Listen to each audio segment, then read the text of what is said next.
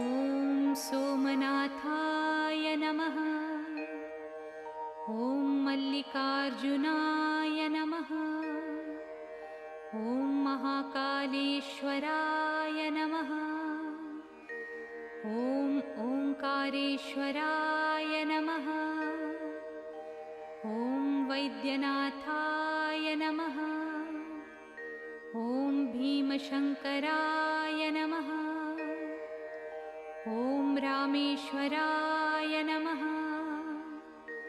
ॐ नागेश्वराय नमः। ॐ विश्वेश्वराय नमः।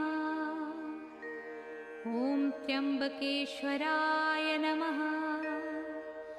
ॐ केदारेश्वराय नमः।